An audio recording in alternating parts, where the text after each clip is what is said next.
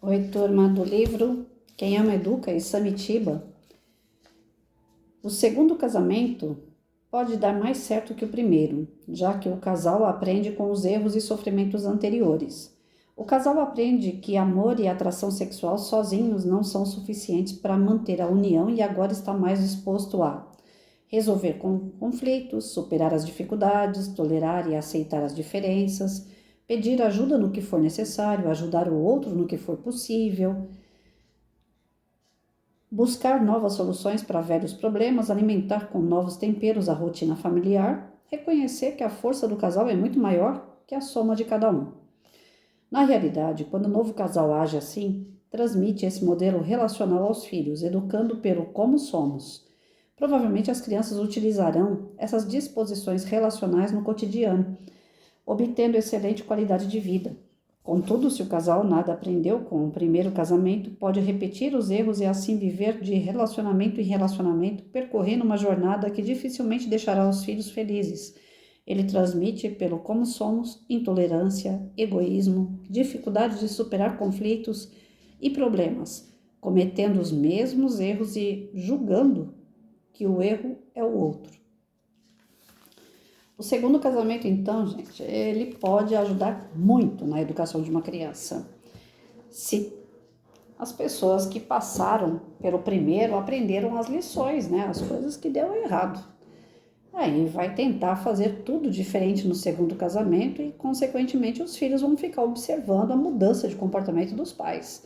Essa mudança de comportamento que antes era, sei lá, melindrar, a mulher se melindra muito fácil, né? O homem às vezes perde a paciência com facilidade ou é omisso diante de algumas situações. Então, os erros, os vícios que a gente traz do primeiro casamento, o segundo ensina a gente a pisar em ovos, né? Não, peraí, o que eu fiz lá deu errado, isso daqui eu fiz e a coisa não foi muito boa. Então a gente vai refletindo sobre os erros, nós vamos nos tornando pessoas melhores. A tendência é essa. E nos tornando pessoas melhores são exemplos melhores para os nossos filhos. Isso seria o ideal. Só que geralmente não é o que acontece. Às vezes eu peguei em sala de aula mulheres que já tiveram 3, 4 casamentos, cada uma com um marido diferente, cada uma situação diferente da outra, e não conseguiram entender o que deu errado no primeiro, no segundo relacionamento, levaram os seus fracassos para o relacionamento seguinte, levaram traumas para o outro relacionamento. Então, a nossa clientela dentro de uma periferia é completamente diferente de uma classe média, média alta, que as pessoas tendem mesmo a crescer, né? As pessoas tendem a evoluir. Agora, não é por uma questão de dinheiro, é uma questão de cultura, de conhecimento, inclusive, porque tem faculdade, tem um conhecimento maior. Agora, aqueles que estão na periferia, eles não têm um conhecimento muito grande, a ignorância prevalece. Né? Existe ali a falta do entendimento de uma cultura, né? De uma religiosidade até. E eu acredito que o alicerce dentro de relacionamentos sejam principalmente a religiosidade, né? Ajuda muito, não importa que tipo de igreja, religião a pessoa frequenta, mas é necessário para dar uma base forte para aquele relacionamento, né? Então, assim, as transformações eu vejo que ocorrem mais de classe média alta, do que média baixa. Por essa questão cultural, por essa questão de conhecimento mesmo educacional e a base religiosa. São os 3 pilares aí que eu acredito que ajuda bastante o casal a entender o que deu errado e tentar fazer diferente. Agora, na periferia, isso como não ocorre, então a tendência é pegar relacionamentos ainda mais improdutivos, mais violentos, levando traumas do relacionamento anterior, e as crianças que vêm para o professor. Os pais não evoluem, não crescem, não amadurecem e levam isso para os seus filhos. Levando para os filhos, esse filho vem para a escola. E aí, professor? Ó nós de novo aí. Caiu na mão do professor, o professor vai fazer o quê? Vai se meter na vida do casal? Vai entrar nos pormenores da particularidade da vida de um casal? Não. A gente não pode. A gente não pode virar para uma mulher e falar para ela assim, ó, você já está no teu quinto casamento e você só está levando problema um atrás do outro, teu filho está vendo tudo isso e chega na sala de aula e ele me dá problema. Diretamente você não pode falar isso para a mãe.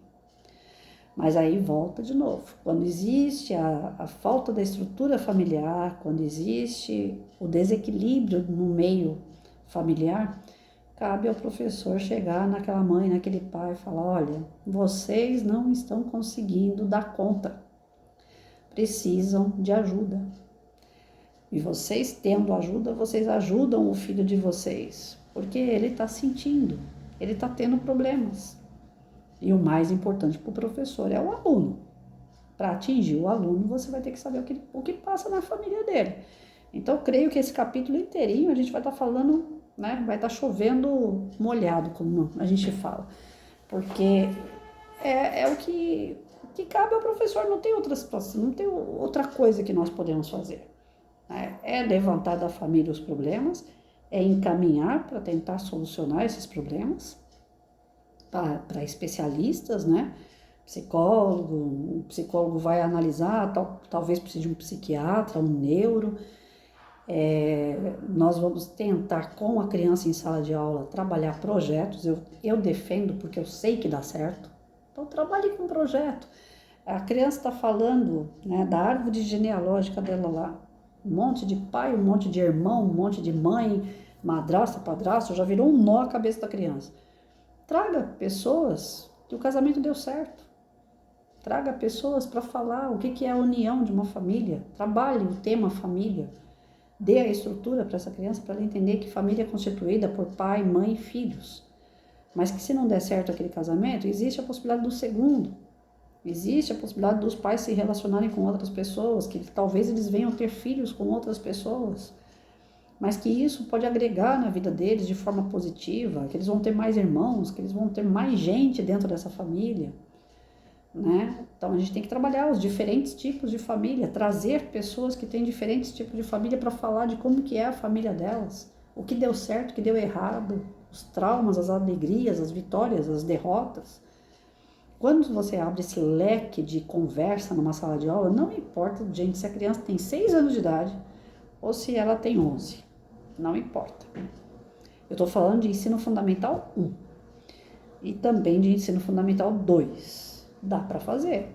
Mesmo que o 2 tenha 8, 10 professores cada sala de aula, dá para fazer um projeto multidisciplinar, onde um professor puxa, né, a palestra, leva a palestra na sala de aula e os outros professores nas suas disciplinas trabalhem aquele tema.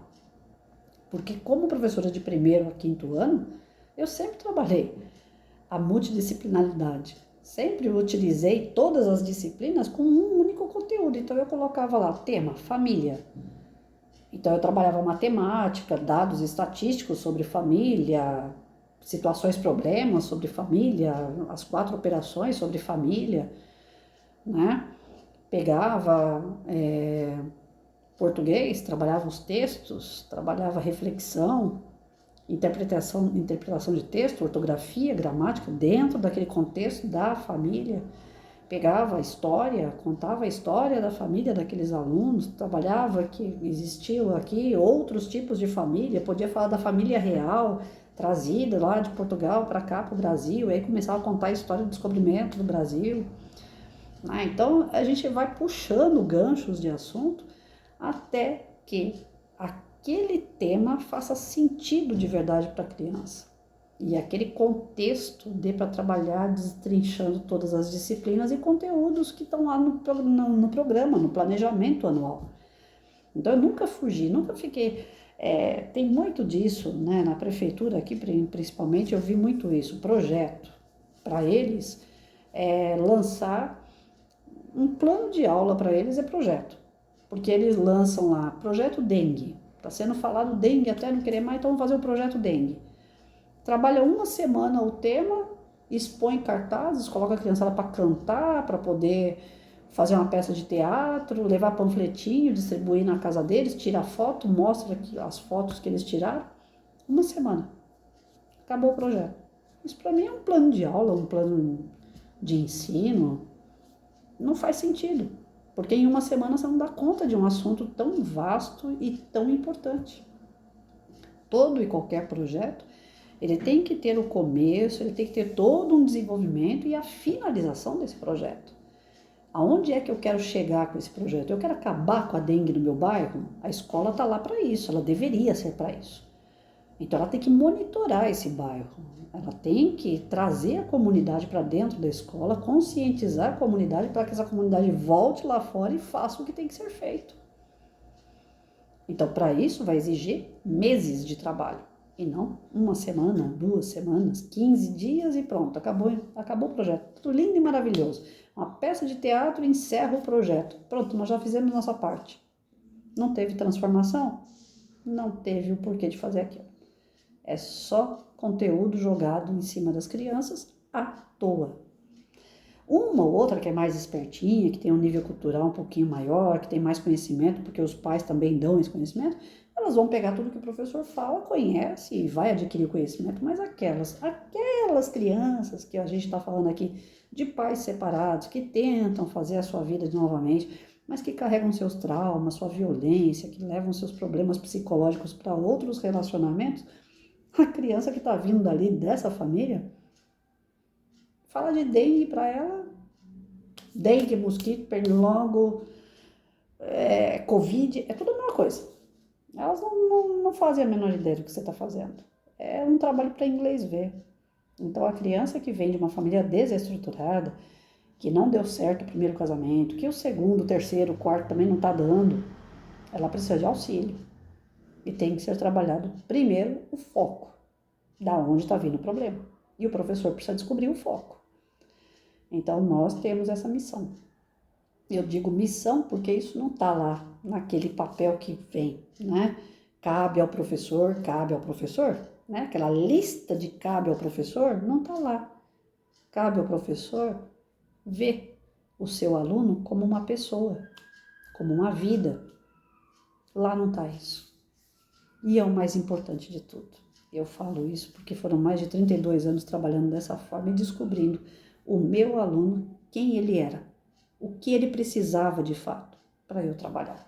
E eu nunca deixei de dar matemática, português, história, geografia, porque eu tive um aluno que foi estuprado, porque eu tive um aluno que usa droga, porque eu tive um pai de aluno preso, mas eu tinha que descobrir essas coisas. Então faça isso. Vocês vão se sentir muito útil, vai trabalhar o conteúdo e essas famílias, de repente, através do aluno, podem mudar. Porque quando você chama a mãe e fala, olha, a senhora está no 5º casamento, o Joãozinho aqui está dando trabalho, procura um psicólogo. De repente ela até já ouviu falar em psicólogo antes, mas ela não teve iniciativa. E eu era daquele tipo que eu achava, inclusive, o psicólogo, né? Eu tenho um amigo que ele fazia, ou faz ainda até hoje, que eu perdi o contato a respeito do trabalho dele, mas acredito que ele deve fazer até hoje um trabalho social. O professor, quando quer, ele acha. Ele vasculha a internet, ele vasculha outras pessoas, ele vai perguntando, ele acha. Quando eu encaminhava, a mãe falava, mas eu não tenho dinheiro para psicólogo. Eu falava assim, mas eu tenho um que é de graça. Então, é assim.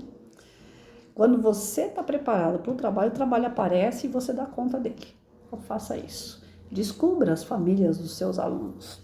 Vocês vão ver que tem muita gente traumatizada. Não é essa coisinha bonita que a gente leu agora, não. Que fica todo mundo bem porque descobriu seus erros e vai evoluindo e a criança vai participando do mar de alegria.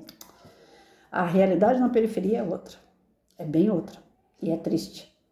Então a gente tem que ter uma responsabilidade muito grande com a vida dessas crianças. Não é brincadeira, não.